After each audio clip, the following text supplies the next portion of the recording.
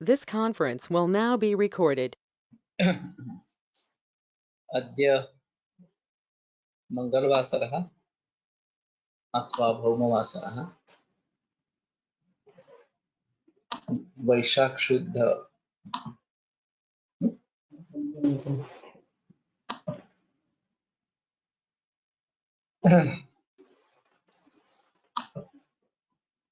वैशाख शुद्ध चतुर्दशी दिनांक 25 मे 2021 शरक निदान अध्याय 1 शंखं चक्रं जलौघां ददतमृतघटं चारुदोर्भिश्चतुर्भिः सूक्ष्मस्वच्छातिरुद्यांशुकपरिविलसन् मौलिमं भोजनेत्रं कालाम्भोदोज्ज्वलाङ्गं कटितटविलसच्चारुपीताम्बराढ्यं वन्दे धन्वन्तरिं तं निखिलगदवनप्रौढदावाग्निलीलम् प्रौढदावाग्निलीलम् ब्रह्मणो हि समारब्धाम् आत्रेयाद्येषु पूजिताम् अस्मदाचार्यपर्यन्तां वन्दे गुरुपरम्पराम् आयुर्वेदरतं वन्दे माधवाख्यं महागुरुम् आयुर्वेदामृतं सर्वं शिष्येभ्यो यः प्रदत्तवान् द्रष्टाज्ञानी दृष्टकर्मा कृतकर्मा तथैव च अध्यापको विश्वश्रेष्ठो महान् संशोधकस्तथा गुणैरेतैः समुदितैः यत्कार्यं प्रतनोति सः समृद्ध्यर्थं हि कार्यस्य वयं नु प्रयतामहे सरस्वत्यै नमो यस्याः प्रसादात् पुण्यकर्मभिः बुद्धिदर्पणसङ्क्रान्तं जगदध्यक्षमीक्षते आत्रेयं प्रथमं वन्दे आयुर्वेदजगद्गुरुम् आयुर्वेदामृतं सर्वं गृहीत्वा हि सुरेश्वरात् अग्निवेशादिकेभ्यो यत्प्रेच्छत्नमि सत्तमः प्रथमं तन्त्रकर्तारम् अग्निवेशं नमामि।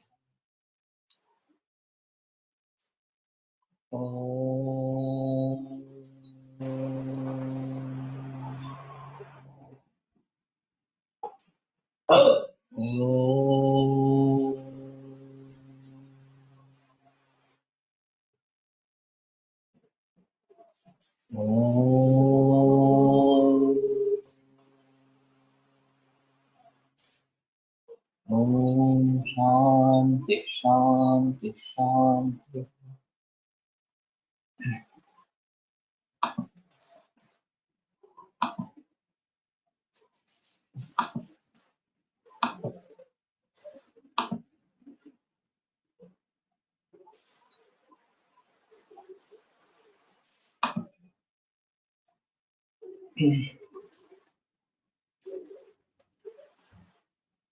ध्वरस्तु खलु महेश्वर कोपप्रभः। तो इसी मुद्दे पर कल बहस काफी हुई थी और फिर ऑटो इम्यून डिसऑर्डर्स इसी तरीके का एक खेल है और उसको हम अशास्त्रीय नहीं मानते हैं और इसको अशास्त्रीय मानते हैं। ये एक बड़ा अजीब इस प्रकार का मामला है। तो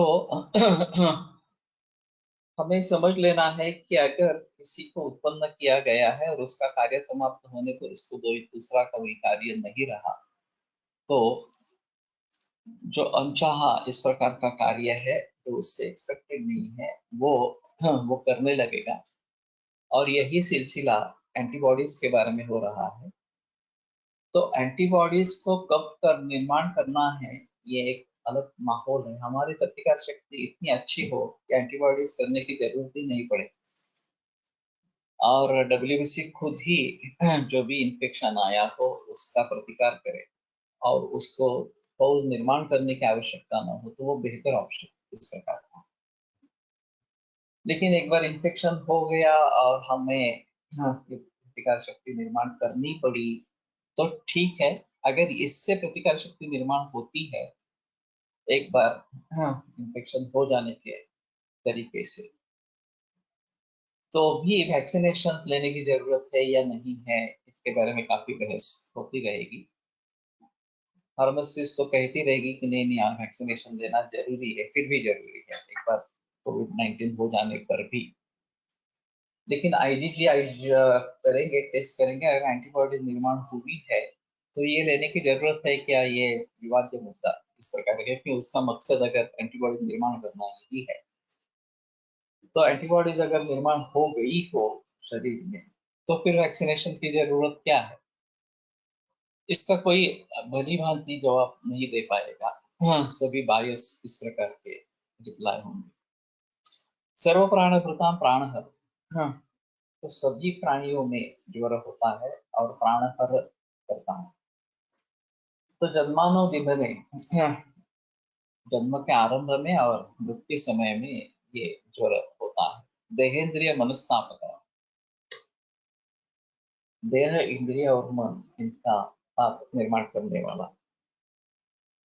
तो इंद्रिय और मन अलग अलग तरह है किए हैं, तो बाकी इंद्रियों का भी ताप होता है और मन का भी ताप होता है।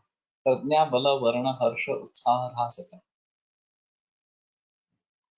तो इन सभी का ह्रास करने वाला, प्रज्ञा बल वर्ण हर्ष उत्साह, इन सभी का ह्रास करने वाला इस प्रकार का है। तो ये वर्ण वगैरह के बारे में, हाँ, देखा जाता है कि विशेषता टाइफाइड होने के बाद वर्ण परिवर्तन हो जाता है, और पहले गोरापन था वो कालापन हो गया, इस प्रकार के मैंने मरीज देखे हैं। और बल वगैरह की भी हानि इस प्रकार से होती है, तो ये भी एक अहम मुद्दा है। जन्म और मृत्यु के समय ज्वर होने का क्या कारण है? इसका स्वभाव है। ऐसा ही बताएंगे। क्योंकि जन्म जब होता है तो शायद बहुत श्रम होते हैं, अगर ये बात कह सकते हैं। और मृत्यु जब होती है तो प्राण से वियोग, ये भी बड़ी घटना है। तो शायद उस समय में भी बहुत श्रम इस प्रकार के होते होंगे। लेकिन हाँ, ज्वर की विशेषता है, इतना ही समझे। श्रम क्लम मोह आहार उपध्वंस उपरोध जन संजनना, आहारोपरोध संजनना। तो श्रम क्लम मोह और आहारोपरोध ये निर्माण करने वाला इस प्रकार का है। तो आहारोपरोध ये अलग लक्षण आया है यहाँ पे। हाँ, और उसके बारे में सोच सकते हैं कि केवल ज्वर के कारण इस प्रकार का आहारोपरोध हो रहा है। अभी आहारोपरोध हो रहा है तो एक्शेफेजिया और इसोफेजियल कैंसर, ये दो मेजर इस प्रकार के। नहीं तो उपरोध का अर्थ है यहाँ पे साक्षात ऑब्स्ट्रक्शन नहीं, आहार लेना नहीं पाना, इस प्रकार से ये हो सकता है। श्रम क्लम और मोह ये भी एक अहम चीज इसमें है।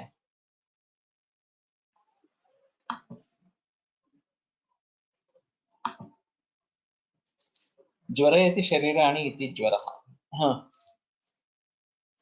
शरीर को ज्वर निर्माण करता है या ज्वलन जैसी स्थिति होती है, इसलिए ज्वर कहते हैं। नान्य व्याधया तथा दारुणा बहुपुत्रवा दुष्चिकित्सा यथा अनु। दूसरे विकार, दूसरे रोग उतने दारुण बहुपद्रव और दुष्चिकित्सा में जितना ये ज्वर ये है। तो ये काफी सताने वाली चीज है। और मूल रूप से ज्वर की चिकित्सा कर पाना ये एक अहम मुद्दा इस प्रकार का रहेगा। अगर आधी अधूरी चिकित्सा हो जाती है तो फिर ज्वर से वापस आने लगता है, और ये काफी मुश्किल इस प्रकार का होता है। सर्वरोग स सर्वरोगाधिपति, सर्वरोग का वो राजा है। नाना तिर्यक योनिषु च बहुविध ही शब्द ही अभिधीय, और विविध प्राणियों में तिर्यक योनि यानी कि प्राणी, विविध बहुविध ही शब्द ही अभिधीय,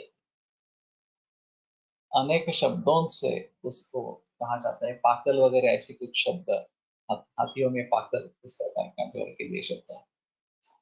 सर्वे प्राणभूताः सज्वरा एव जायन्ते सर्वज्वरा एव म्रियन्ते च, सभी जो प्राण धारण करने वाले हैं जीवित लोग हैं, वो सभी ज्वर सहित उत्पन्न होते हैं और ज्वर सहित ही मरते हैं। स महामोहः तेन अभिभूताः प्राग्देहिकं देहिना देहना कर्म किंचिदपि न स्मरन्ति। तो महामोह है, बड़ा मोह है, और जिसके अभिभूत होकर प्राग्दैहिकम दहिना कर्म किंचिदपि न स्मरति। पिछले जन्म का जो भी कुछ कर्म है, हाँ, उस व्यक्ति का, उस प्राणी का, उसका उसको स्मरण नहीं रहता। तो ये इसमें अहम मुद्दा है कि महामोह इस प्रकार का है और इसके जरिए प्रागजन्म का स्मरण नहीं होता। सर्व प्राण वृत्तांच ज्वर एवं अंत्य प्राणान आदि, और सभी प्राणी मात्रों के लिए ज्वर ही अंत में प्राण लेके जाता है। तो ये बात स्पष्ट है कि ज्वर इस प्रकार का एक गंभीर विकार है। हम जैसे माइक्रोस्कोप की खोज हुई और माइक्रोस्कोप के जरिए ये पता चला कि सूक्ष्म जंतु ज्वर का कारण है, और फिर आगे चलकर पेनिसिलिन की खोज हुई और पेनिसिलिन एक अच्छा एंटीबायोटिक है जिसका इन विट्रो स्टडी हुआ कि क्लियर इस प्रकार का हो गया, बैक्टीरिया जो थे वो नष्ट हो गए, क्लियर जोन मिल गया। तो बड़े पैमाने पर पेनिसिलिन का प्रयोग दूसरे महायुद्ध में हुआ और जिन ज्वरों को बहुत सारे दिन लगते थे वो बहुत जल्दी ठीक होने लगे। फिर पेनिसिलिन के बारे में काफी दिक्कतें आई और जिनको उनकी रिएक्शन हुई, उसकी रिएक्शन हुई, उस उनके प्राण भी चले गए फेटल रिएक्शंस की। और फिर पेनिसिलिन थोड़ा पीछे हट गया, बाकी एंटीबायोटिक्स आने लगी और ये कंटिन्यूअस प्रोसेस चालू ही है अभी। एंटीवायरल नहीं था, वो एंटीवायरल भी आ गया, एंटीबैक्टीरियल से शुरुआत हुई, अभी एंटी फंगल की बात चल रही है, मिक्रोमाइकोसिस की तो ये फेटल इस प्रकार का हो रहा है। तो इन सभी बातों को ध्यान में रखते हुए एक अहम चीज ऐसी है कि केवल एंटीबायोटिक्स ये ज्वर का उत्तर नहीं है। पूर्वजन्मी और जन्म की स्मृतियों का विस्मरण हो जाए,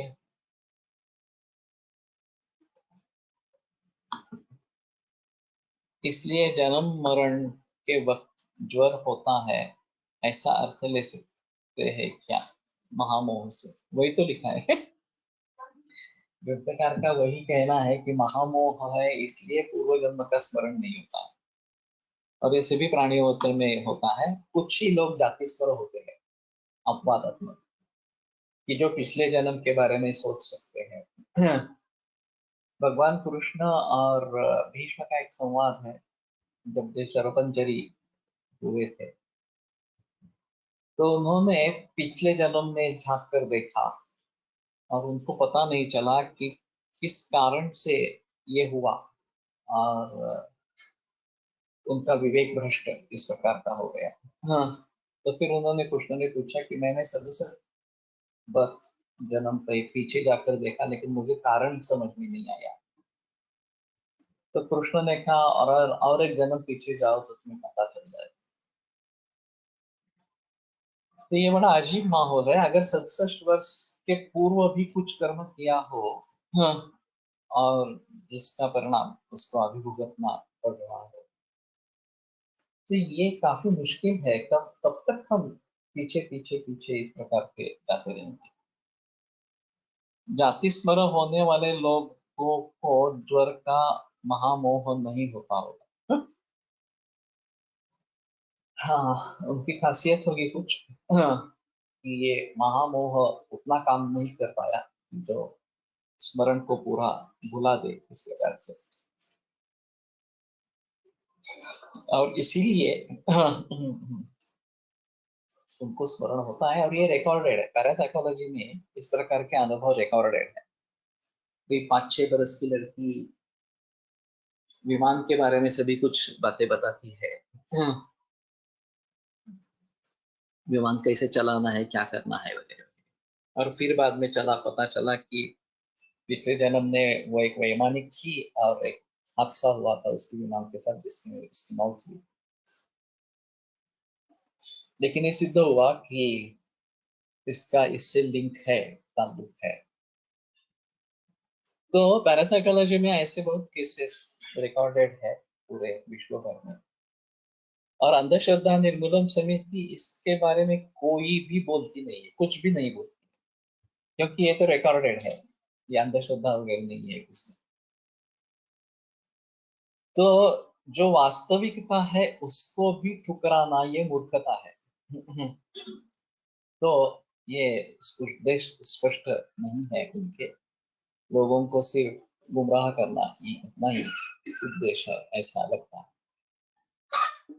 तो ठीक है, सर्व प्राणभूता एवं ज्वरे एवं अंते, सर्व प्राणभूता ज्वर एवं अंत्य प्राणानाद, तो ज्वर ही उनके प्राणों को छीन लेता है, ये इसमें एक अहम मुद्दा इस प्रकार का रहेगा।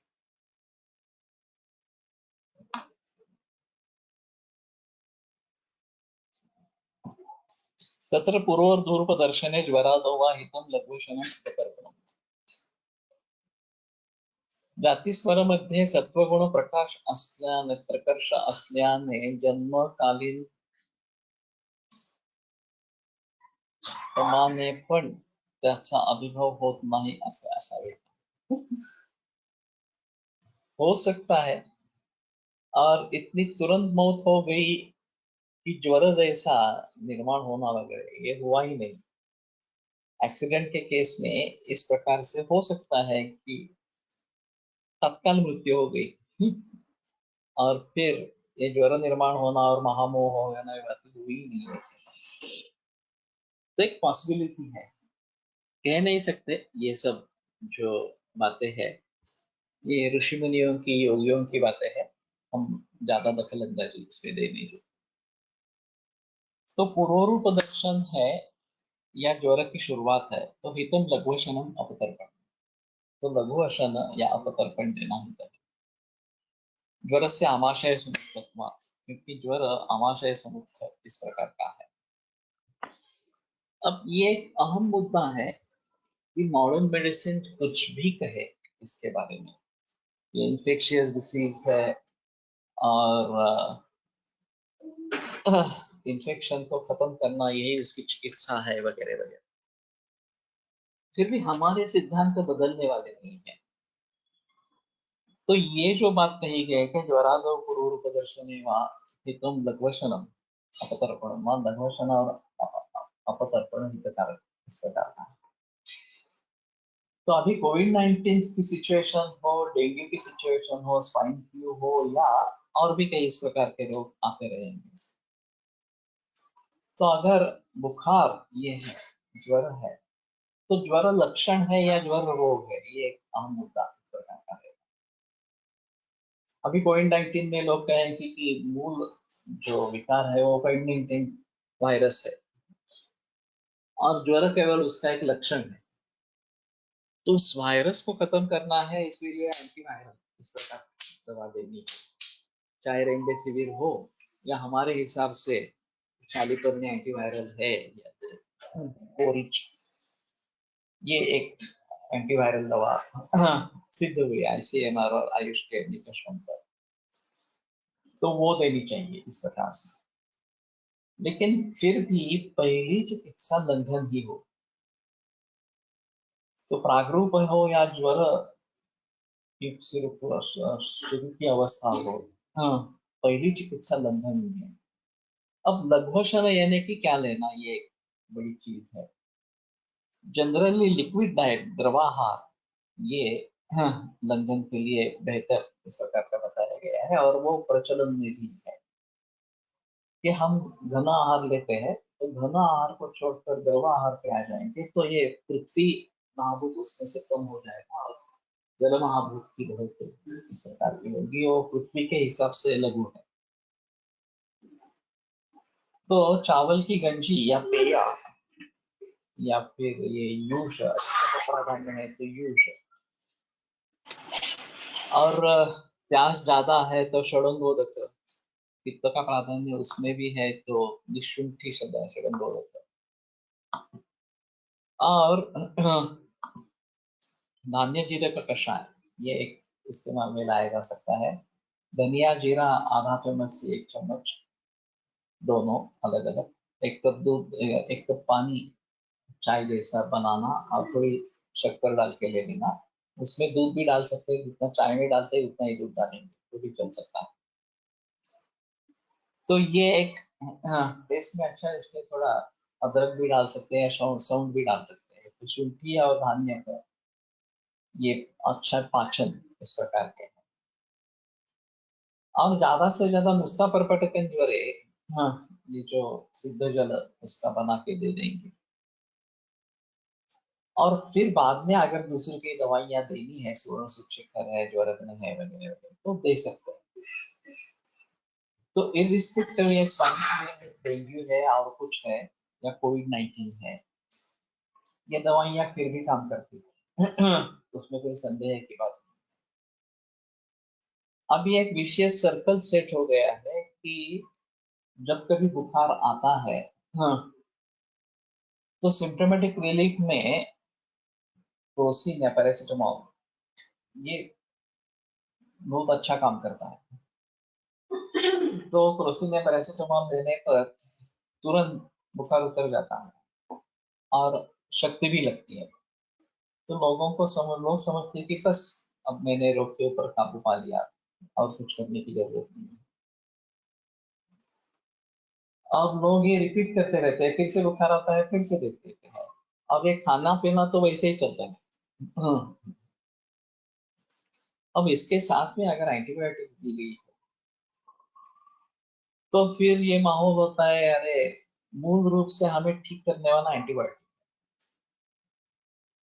तो वो अगर लेना है वो खाली पेट ले लेंगे तो पित्त की वृद्धि होगी, उससे तकलीफ होगी। तो खाना खा के ही वो लेना है।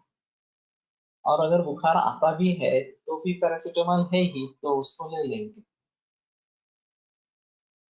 तो इस दृष्टि से अभी वैद्य भी, जो आपको शुद्ध आयुर्वेदिक प्रैक्टिस करने वाले हैं, वो भी अपने लिए, अपने बच्चों के लिए पैरासिटामोल ले लेते हैं।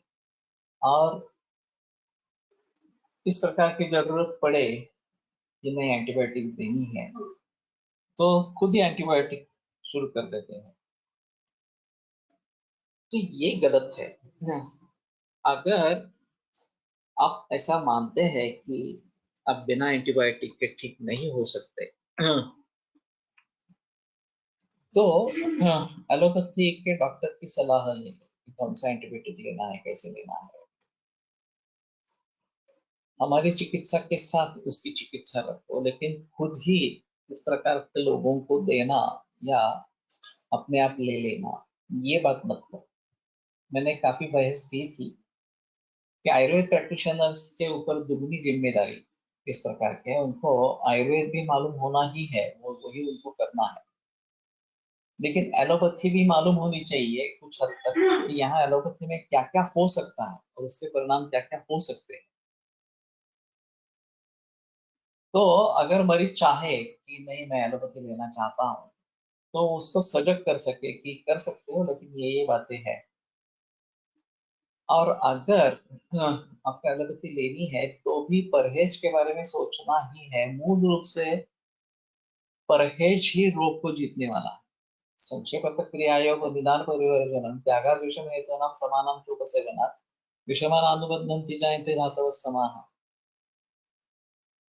तो हाँ, अगर विषम हेतु का त्याग नहीं करेंगे और समय हेतु का सेवन नहीं करेंगे तो रोग बढ़ता ही रहेगा, इसमें कोई संदेह की बात नहीं है। तो वास्तव में ये मूल चिकित्सा होनी चाहिए, निदान का परिवर्जन और हेतु विपरीत चिकित्सा, इस प्रकार से ये अहम बात होनी चाहिए। और फिर इसके हिसाब से अगर कुछ करना है एलोपैथी के हिसाब से, तो एलोपैथी के डॉक्टर की सलाह ले लो कि मुझे ऐसा लगता है तो मैं क्या करूं इस प्रकार से। Sir, there is a trend of using Ayurvedic medicines for regular cough, cold, fever in South. Same trend is not here in Maharashtra. या ये केरल की खासियत है, लेकिन केरल भी काफी बदल रहा है। अभी एलोपैथी ने वहां पे भी अपने पाँव जमा किए। ये खासियत थी केरल की। कि अगर कुछ भी तकलीफ होती तो मेडिकल शॉप में जाकर सीधे आयुर्वेदिक दवाइयाँ खरीदते और उससे ठीक भी हो जाते, उसमें कोई प्रॉब्लम नहीं। लेकिन उसी केरल में एलोपैथी के अस्पताल भी अभी काफी बढ़ने लगे हैं और लोग वहां पे जाकर ट्रीटमेंट करते हैं, और जैसा महाराष्ट्र में है वहां पे नहीं होता है तो आयुर्वेद में आते हैं। सिर्फ इतना ही है कि वहाँ आयुर्वेद वाले बहुत है, आयुर्वेद करने वाले बहुत हैं। उनकी एक अलग ट्रेडिशन है। लेकिन उसमें दिक्कत वाली बात यह है कि डायग्नोसिस पूरा एलोपैथी और ट्रीटमेंट आयुर्वेदिक। ये निश्चित है कि सामावस्था निरामावस्था वगैरह देखते हैं इस प्रकार से। लेकिन फिर भी आयुर्वेदीय निदान जिसको कहे वो बहुत कम लोग करने वाले दिखते हैं। उनका केस पेपर भी देखे, वैद्यों का, प्राइवेट वैद्यों का देखे या फिर जिनके अस्पताल बड़े बड़े हैं पोर्टल से लेकर, तो कारणों के बारे में कुछ भी बहस नहीं होती। सिर्फ एलोपैथी का डायग्नोसिस लिखते हैं और फिर दवाइयाँ बहुत सारी उपलब्ध है, फायदा भी होता है, और परहेज के बारे में इतना ज्यादा जिक्र भी नहीं करते हैं। हाँ, लोग भी खुश है कि अरे ज्यादा कुछ परहेज बताते नहीं है इस प्रकार से। तो शास्त्र के हिसाब से ये ठीक नहीं है। हमने अभी जो प्रयास किए हैं महाराष्ट्र में, खास करके कोलटकर सर से लेकर बहुत सारे लोग, तो मूल ग्रंथों का अध्ययन, हाँ, ये एक अहम चीज है।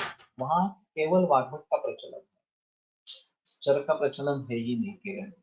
अभी अभी कुछ लोग चरक का अध्ययन करने लगे हुए हैं, लेकिन वो भी बहुत कम इस प्रकार का है।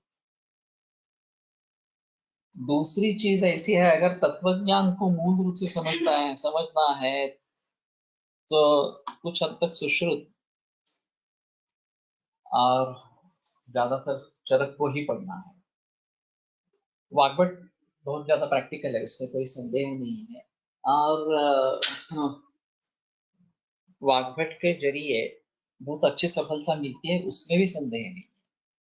लेकिन फिर भी अगर मूल रूप से तत्वज्ञान समझना है तो चरक को कोई पर्याय नहीं है। Mindset of people in south is also different than our area, क्योंकि यहाँ आयुर्वेद का प्रचलन काफी बरसों से, पीढ़ियों से चल रहा है। तो उसी प्रकार का माइंडसेट साउथ मध्ये ग्रंथ अभ्यासाला महत्व आहे, कंठस्थीकरण के लिए है ज्यादा महत्व। बहुत सारे लोगों का वाग्भट कंठस्थ होता है, पूरा वाग्भट। और एक वहां पे ट्रेडिशन चलती है कि हर रोज एक अध्याय इस प्रकार का केवल पठन करने का। तो 4 महीने में एक आवृत्ति हो जाती है, 120 अध्याय है।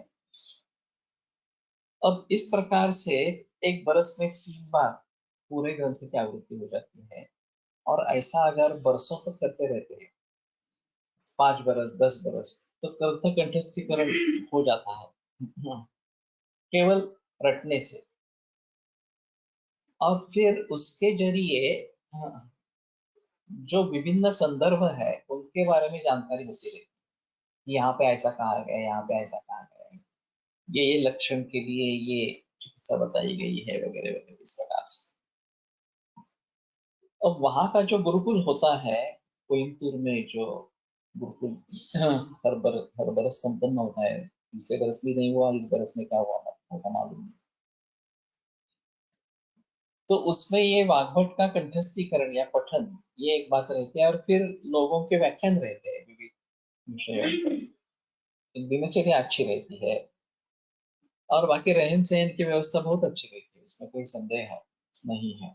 और बहुत कम पैसों में करते हैं इस प्रकार से।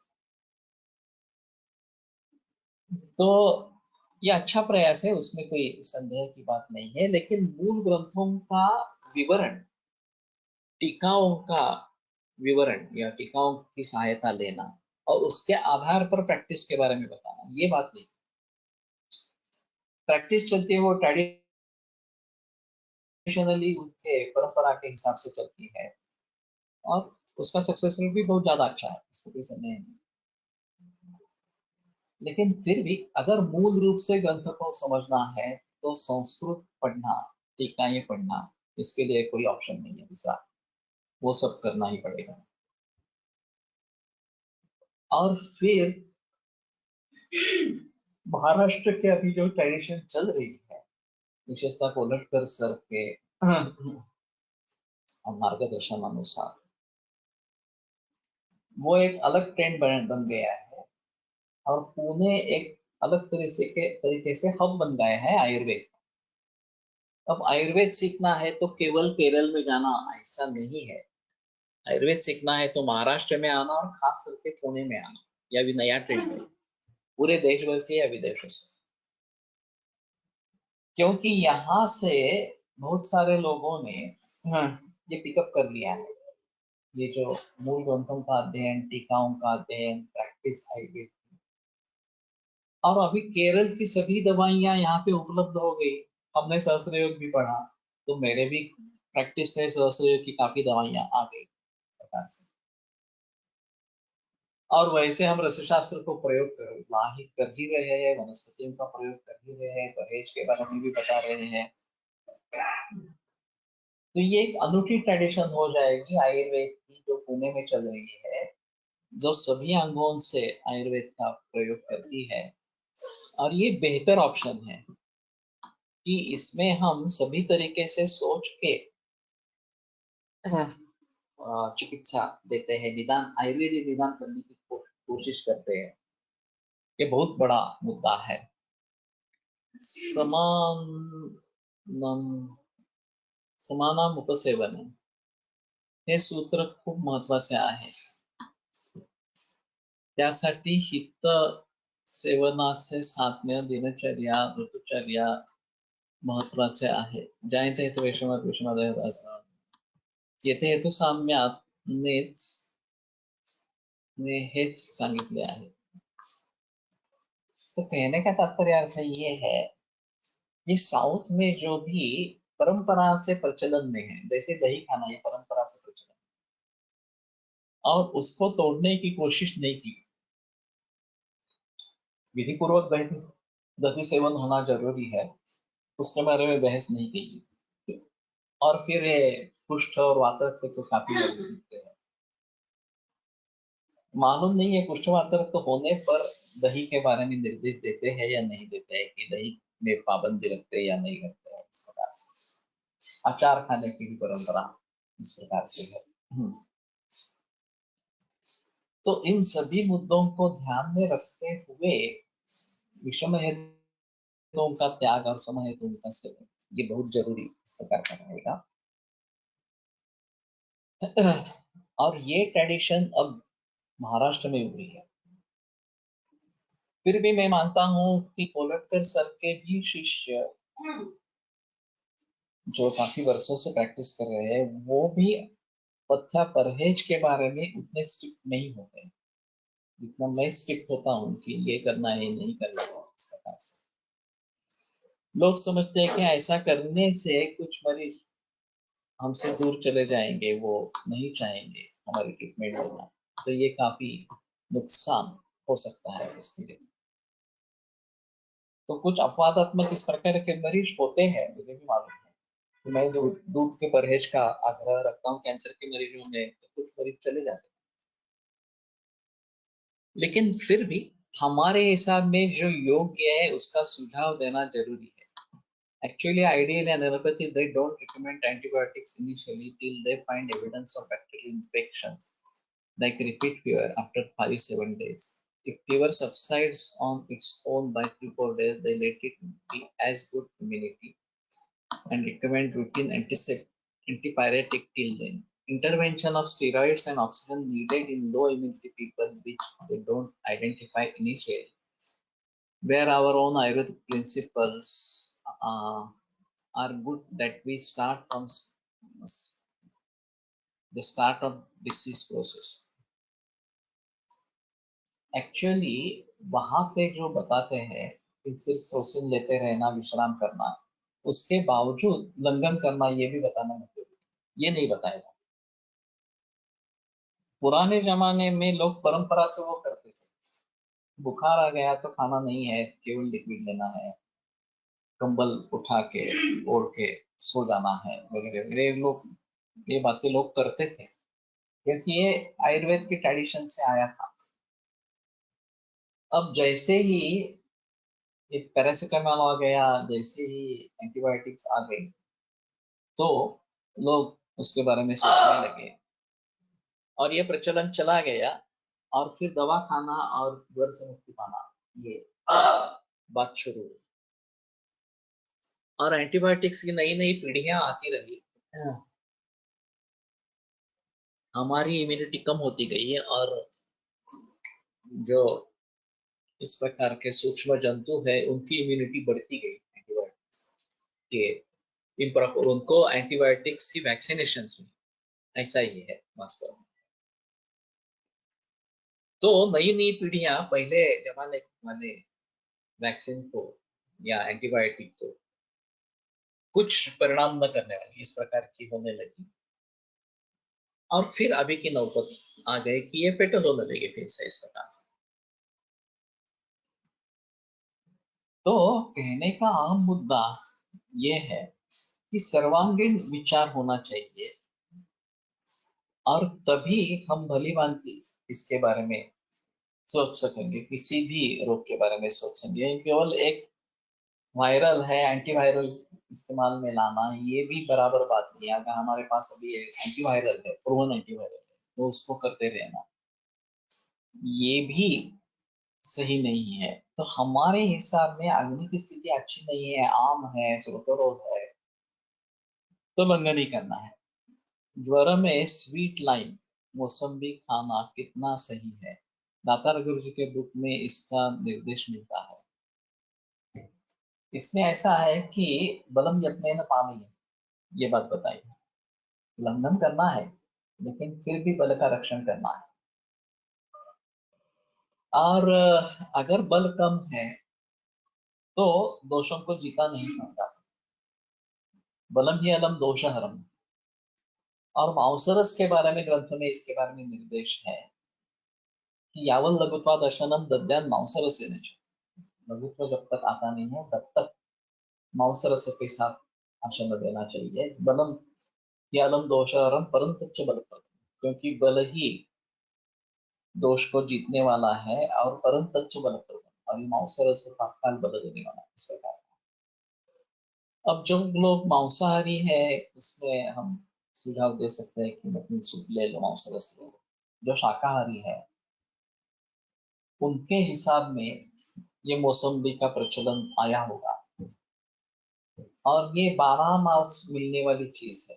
संतरा जो है वो केवल इस ऋतु में आता है, ग्रीष्म ऋतु में आता है, लेकिन मौसम्बी जो है वो पूरे बरस में मिलती रहती है।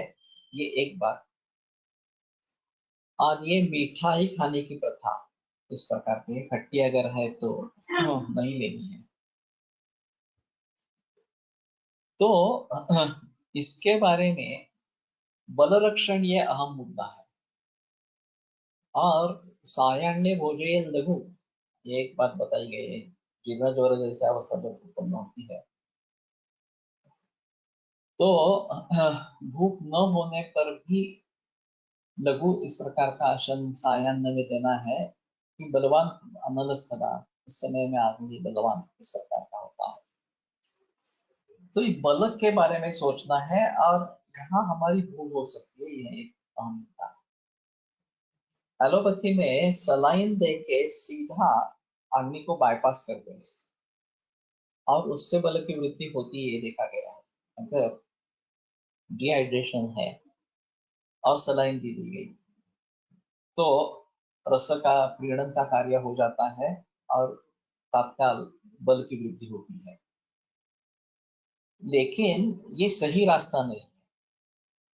सही रास्ता होगा कि अग्नि के द्वारा ही उसका पचन हो जाए, लाजा मंडल वगैरह इस प्रकार का कुछ दे दे, और फिर उससे ऊर्जा मिले, ये ज्यादा बेहतर ऑप्शन इस प्रकार का।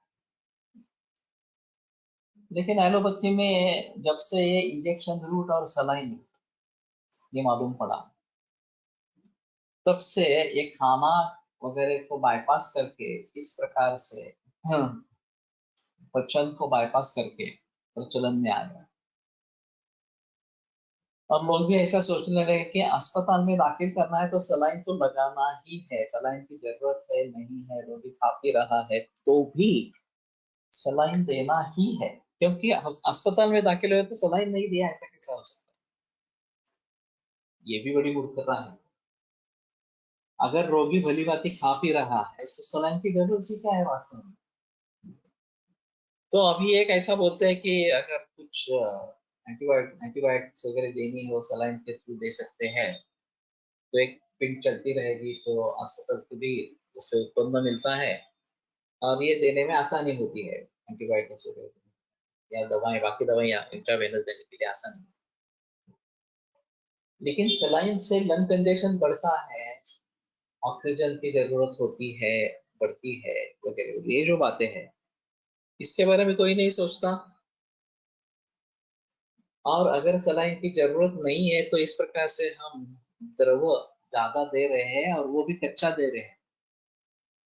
हम जब सिद्ध जल देते हैं या इस प्रकार से षडंबोधक वगैरह देते हैं तो वो उबला हुआ पानी है, वो पचन में हल्का है। ये तो सलाइन वगैरह चीजें जो है वो निर्जंतुक होगी, लेकिन वो पचन के लिए अच्छी नहीं है। तो इन सभी के बारे में, इंटीग्रेटेड विचारों में इन सभी के बारे में जाकर सोचना। ये जो यूटीआई बार बार होता रहता है, इसमें यही मुद्दा है कि उन ई कोलाई जो है उनकी ताकत बढ़ गई है। बैक्टीरिया ज्यादातर जो इन्फेक्शन दिखता है वो ई कोलाई का दिखता है। और एंटीबायोटिक अगर ये कल्चर सेंसिटिविटी करेंगे तो बहुत सारे एंटीबायोटिक्स को रेजिस्टिविटी है, ये दिखाई देता है। तो इसका मतलब ये है कि जो मूल रूप से हमारी प्रतिकार शक्ति को बढ़ाना, ये बात होनी चाहिए थी, नहीं। और फिर सिर्फ एंटीबायोटिक्स के जरिए उसके ऊपर काबू पाना, ये एक अहम मुद्दा हो गया, प्रचलन में आ गया। और फिर इसके कारण ये नौबत आ गई। गोठ्यात जशा गायी बांधून ठेवतात तसे रुग्ण हॉस्पिटलमध्ये आयव्ही लावून ठेवतात, रुग्णांनाही त्याशिवाय ऍडमिट झाल्याचे फिलिंग येत नाही। तो सही है। तो ये डॉक्टर्स के लिए भी ये पैसे कमाने का अच्छा तरीका है, और मरीजों को भी लगता है हाँ कुछ ट्रीटमेंट चल रही है। अगर मरीज घूमता फिरता हो तो उसको लगता है कि मैं मरीज है ही हूँ ही नहीं हूँ इस प्रकार से। तो इन सभी बातों को ध्यान में रखते हुए लघुपोषण का महत्व बहुत ज्यादा है, या लंघन करना ये बहुत ज्यादा महत्वपूर्ण है। और जब तक भूख नहीं लगती या आसक्ति इतनी हो जाती है कि नहीं अभी मुझे कुछ लेना ही है, तो इस प्रकार का लघुपोषण अगर करेंगे, द्रव आहार इस प्रकार से ले लेंगे, तो अग्नि पर ज्यादा बोझ नहीं होगा। और आहारम पचति शिक्षित दोषान आहार वर्जित पचति। जब तक आहार मिल रहा है अग्नि आहार के तरफ ही मुड़ेगा, वो दोष के पाचन के तरफ मुड़ेगा ही नहीं। तो बंधन नहीं करेंगे तब तक दोषों का पाचन, साम दोषों का पाचन होगा ही नहीं। तो ये बात अहम है कि अगर हम खाना नहीं देंगे तो वो फिर सामदोष की तरफ मुड़ेगा और सामदोष का पाचन करने लगेगा और फिर विकारों में राहत मिलने लगेगी, क्योंकि मूल रूप से दोष ठीक हो रहे हैं। तो ज्वर आमाशय समुत्थ है और ये प्रिंसिपल नहीं बदलने वाला। अभी कोविड-19 सेकंड वेव है, थर्ड वेव आएगी या और कुछ आएंगी, इस प्रकार की बीमारियां आएंगी। हमारे हिसाब में ज्वर चाहे लक्षण हो चाहे रोग हो, अगर ऐसा मानते हैं कि ज्वर लक्षण है कि सभी हर लोग की एक अलग संप्राप्ति होती है और ज्वर हर लक्षण की अलग संप्राप्ति होती है, और अगर ज्वर लक्षण भी है तो भी उसको रोग मानकर उसकी संप्राप्ति आमाशय से मुक्त है तो लंघन ही करना। केवल ये वातज ज्वर, श्रवण वातज ज्वर में लंघन नहीं कहा गया, बाकी सभी ज्वरों में लंघन यही अहम चिकित्सा है। तो अभी की कोविड-19 की सिचुएशन में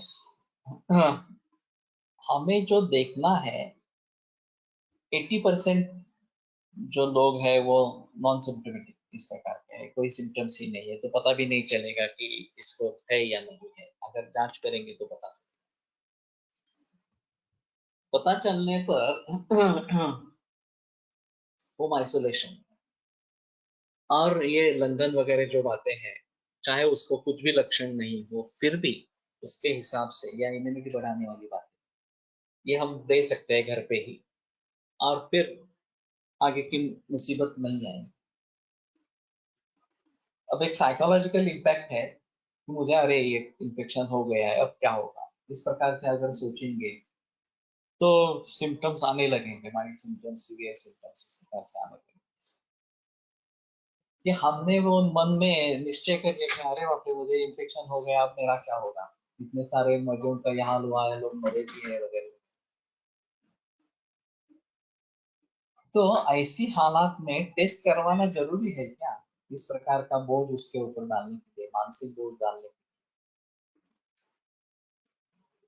तो माइल्ड सिम्टम्स है और ये लंदन वगैरह उपायों से अगर ठीक हो जाते हैं, आइसोलेशन करने की जरूरत नहीं है, तो वही सही रास्ता है। उसमें भी ये परीक्षण करना बराबर नहीं होगा। अगर माइल्ड सिम्टम्स से सीवियर सिम्टम्स में चला जाता है और फिर ऑक्सीजन की जरूरत है वगैरह, तो सभी इन्वेस्टिगेशंस करवाना, उसके हिसाब से जो भी ट्रीटमेंट देनी है वो देना वगैरह, ये सही होगा। ऐसा अगर करते शुरू से ही तो शायद ये नौबत नहीं आती, लेकिन विश्व भर में एलोपैथी ने जो निदान का तरीका बनाया है, मैंने पिछले बरस में एक व्याख्यान दिया था इसके बारे में कि presence of this covid is diagnosis of कोविड-19। बस एक बार आपको वायरस मिल गया आपके शरीर में, कि उसको लक्षण हो नहीं हो, आपको लेबल लगाना है कि एक मरीज है कोविड का, और फिर संख्या बढ़ती ही जाती है, 1 लाख, 2 लाख, 1 करोड़ वगैरह इस प्रकार। और फिर उसमें भी कैटेगराइजेशन नहीं है कि नो सिम्टम्स वाले कितने हैं, माइल्ड सिम्टम्स वाले कितने हैं और सीवियर सिम्टम्स वाले कितने हैं प्रकार से।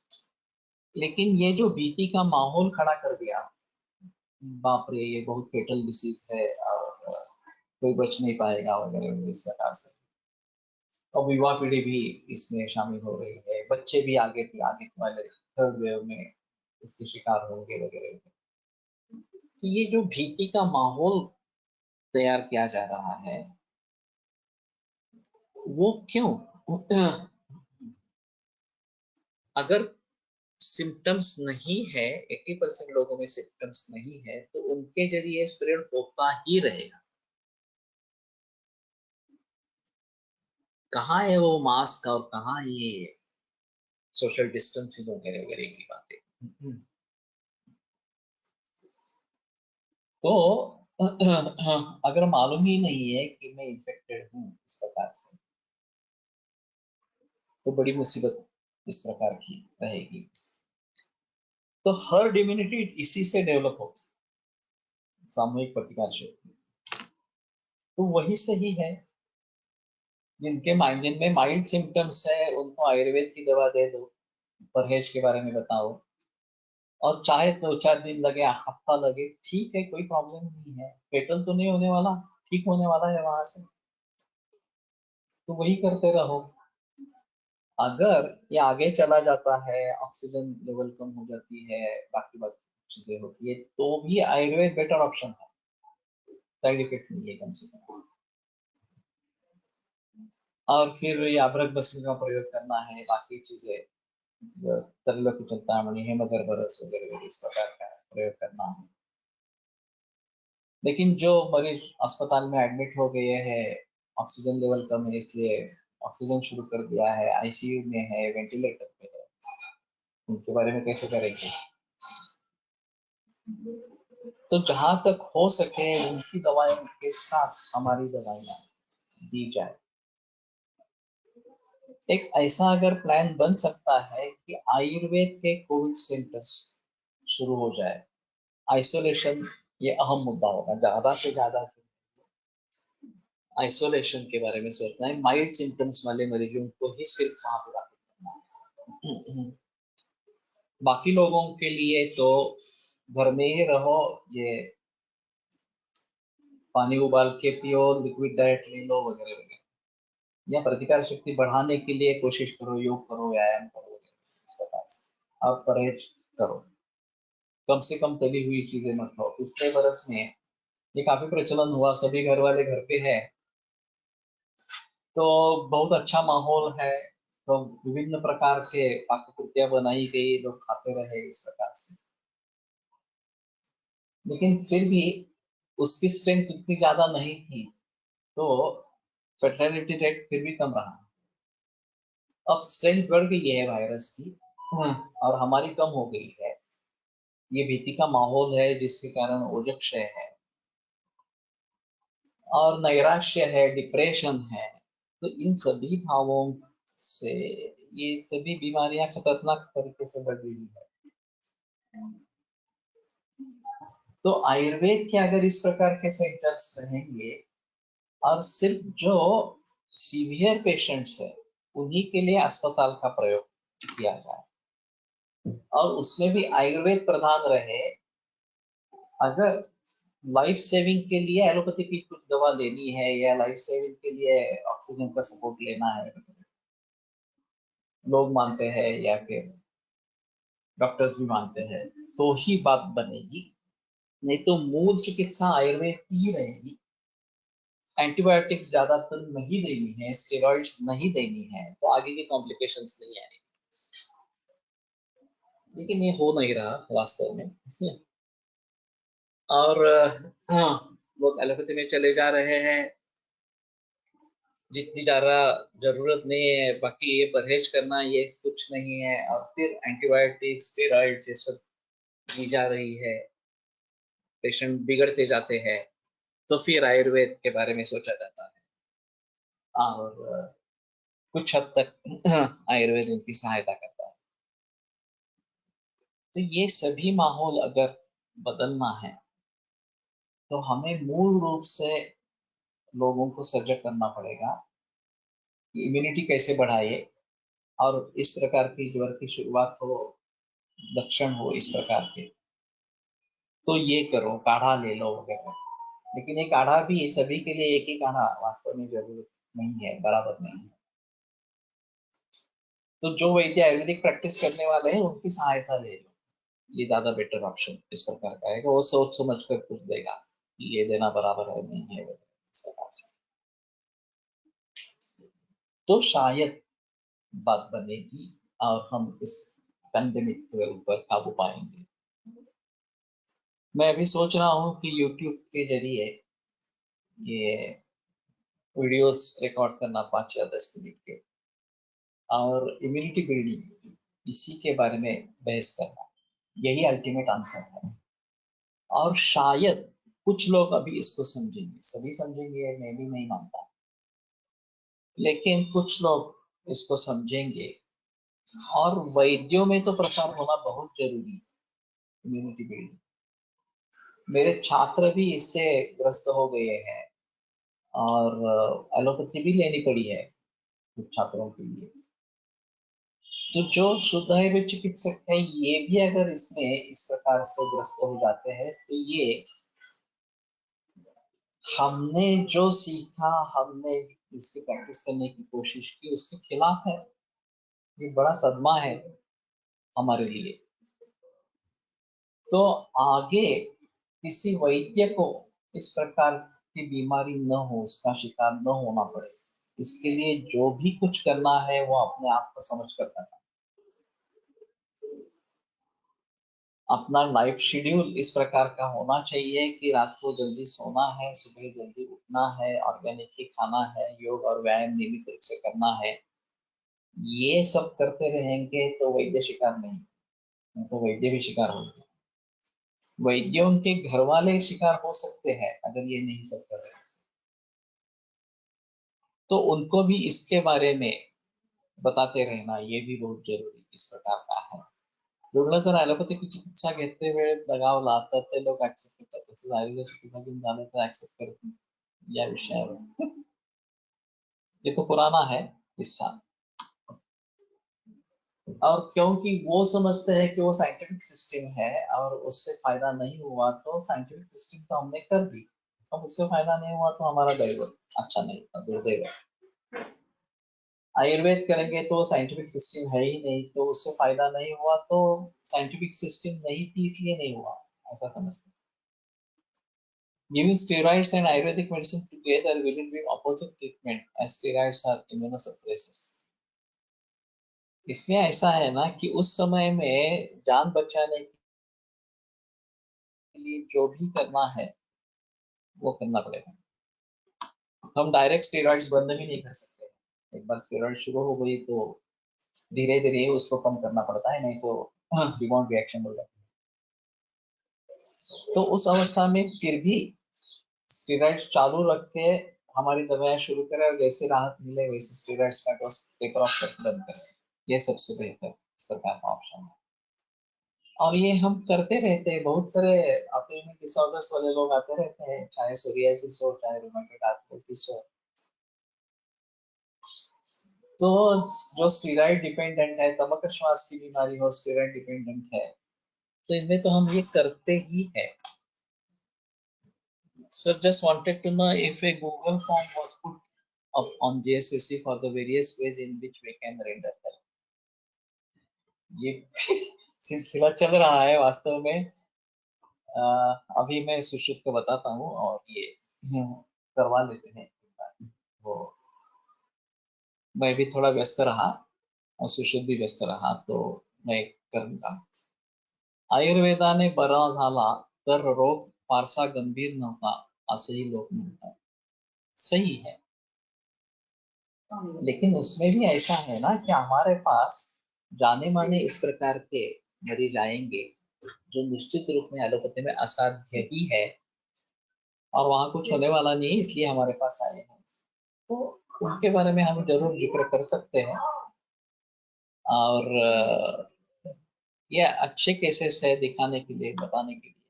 तो लेकिन ये इन केसेस की संख्या बढ़नी चाहिए तभी इसके बारे में कुछ बता सकेंगे.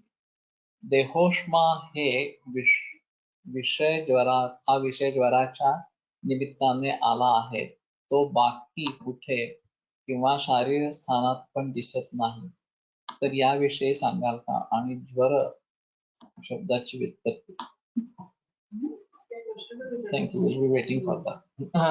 तो कहने का तात्पर्य ये है कि ये थोड़ा विषयांतर होगा.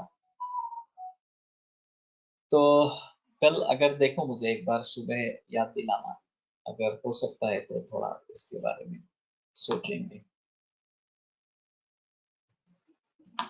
आयुर्वेद प्रकांड निगदित इह हि शल्यतंत्र प्रधानः शिष्येभ्यः शाश्वतोऽयं निखिल जनकृपा व्याप्तचित्तेन येन आयुर्वेदस्य वाञ्छन् पुनरपि भुवने काञ्च सुष्ठु प्रतिष्ठां श्रेष्ठं धन्वन्तरिं तं प्रणमति च सदा वैद्यवर्गो हि नूनं वैद्यवर्गो हि नूनम्.